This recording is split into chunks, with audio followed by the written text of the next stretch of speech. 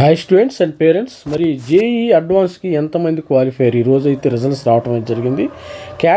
Category wise cut off NTS score for candidate to become eligible JEE advanced 2025 paper 1 ఎంతమంది qualifier unreserved ఓపెన్లో మరి 97,000 మంది అయితే qualify అయ్యారు. ఎంతమంది క్వాలిఫై అంటే 93.1 దాకా తీసుకొచ్చారు. 100% నుంచి 93.10కి తీసుకొచ్చారు. మరి అన్రిజర్వ్డ్ ఫిజికల్ హ్యాండిక్యాప్డ్లో మరి 93 నుంచి ఇది 0, ఇది 3,950 మంది క్వాలిఫై అయ్యారు.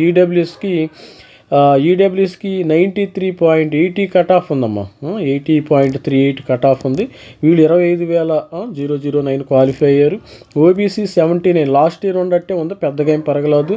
ఎస్సీ అయితే 1% అయితే పెరిగింది. లాస్ట్ ఇయర్ ఎస్టీకి అయితే 47 ఉంది.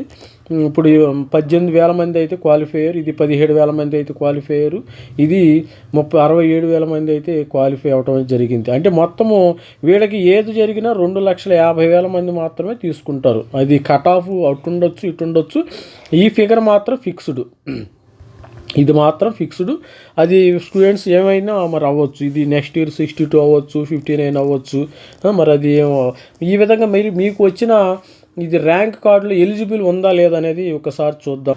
ఇవాళ మనకి ఇది వచ్చిన ర్యాంక్ కార్డ్ అమ్మ, దీనిలో ఏంటంటే ప్రతి ఒక్కరికి చెక్ చేసుకోండి మీరు. You are eligible for the JEE advanced, అవునా కాదనేది ఎలిజిబిలిటీ. ఇక్కడ ఈ స్టూడెంట్స్ అయితే eligible, candidate eligible for JEE advance మీరు రిజిస్టర్, ఇక్కడ ఆన్లైన్లో రిజిస్టర్ చేసుకోవాలి.